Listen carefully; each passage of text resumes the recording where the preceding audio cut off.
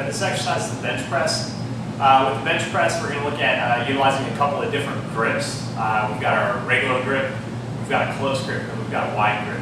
And each of those work different muscles that support the primary bench press. For the most part, you want to set your bench up, your power rack up, so that you don't have to press the bar a great distance to get it out of the hooks. So you want it just enough where you have to pull it out of the rack, but not so much that you have to overextend or get a spotter to pull it out, but you don't want it so low that you're doing a half press to get it out either. The grip on the bench press for a normal bench press should be so that when the bar's on your chest, your forearms are perpendicular to the ground, okay? If you go a little bit closer, which we're going to look at a close grip, you have to tuck your elbows a little bit more to keep your forearms perpendicular. And then if you go really wide, which is a different variation, your forearms aren't going to be perpendicular at all. So our main bench press is going to be wide enough that when the bar's on your chest, your forearms are perpendicular to the ground. All right. Now there are some techniques that powerlifters use as far as maximizing their leverage in the bench press, such as using a large arch and things like that. So we're not really going to get into that for the purpose of this video. But I do want to emphasize that the bench press is not really just an upper body lift. It is a full body lift because you are driving through your legs, you're getting your body tight on the bench, you're trying to maintain as much tension as possible to be as strong as possible. You don't want your legs loose and flopping around and things like that. So I'll talk about the setup as we go through the lift. So the first thing that you want to do is lay down on the bench with your eyes directly under or slightly behind the barbell. All right, so this is the first part of the setup. The second thing that you're going to do is set your grip. For me, I usually go about a thumb length away from where the knurling starts on the bar, and that puts me in a pretty good press position. Again, my forearms will be perpendicular to the ground when the bar is on my chest. Now, when you take the bar out, you want to visualize bending the bar into a U, and what that's going to do, it's going to tuck your elbows a little bit by flaring your lats, by tightening up your lats. It's going to give you a little more stability around the shoulder. When you lower the bar, you're actually wanting to think about pulling the bar down versus just resisting the bar on the way down. That'll make you stronger and give you a little bit more stability around the shoulders again, because you'll be activating your lat muscles a little bit more. Take your grip on the bar and then set your feet so that they're directly below your knees. Try to squeeze your shoulder blades together, pinch your shoulder blades together to get as much of your upper back on the bench as possible. And again, this will give you a little bit more stable foundation to press from. With your feet directly under your knees and your shoulder blades tight, you're going to push your feet into the ground to lock your body into position. Then unrack the bar and pull out over the chest so that your arms are perpendicular to the ground.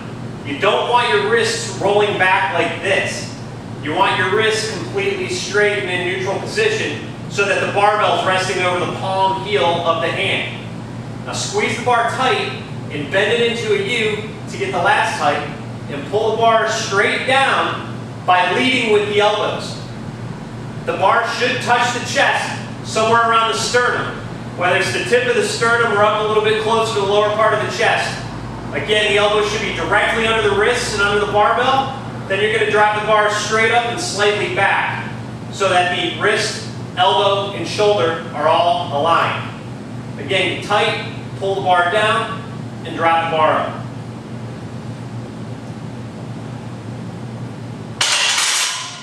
And that's the basic bench press. Now there are a couple other grips that you can use in the bench press. If we use a close grip, this tends to work the triceps a little bit harder. It's very good for building your lockout as well.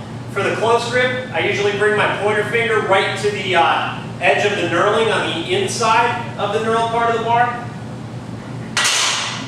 Get tight just like you would in your regular bench press.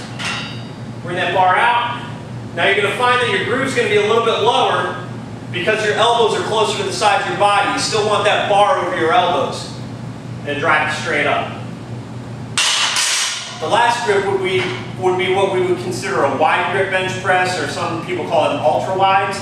This places a little bit more emphasis on the shoulders. So if you've got bad shoulders, you may want to avoid this one. but this is a great variation of the bench press and something that you can work in. You're going to grab the bar just outside of the smooth rings at the widest part of the bar, and then unrack the bar. Again, shoulder blades tight, driving through the legs to lock the body in place. Squeeze the bar, try to bend it into a U as you pull the bar down to the chest touch, and then drive it up. So that's your wide grip or your ultra wide grip. Now, a few key points about the bench press. When you're lowering the barbell down to your chest, you want to guide the bar with your elbows. What that does is it keeps the bar in a good path.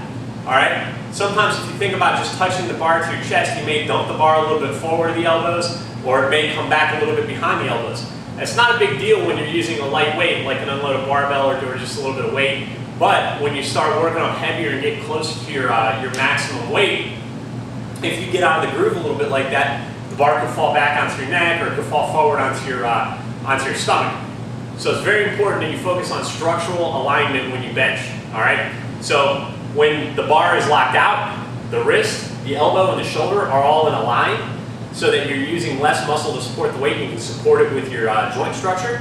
When the bar is at the chest, the elbow, the wrist, and the bar should all be in line, and then you're going to press back up to get the bar in line with the shoulders, the elbow, and the wrist at the lockout.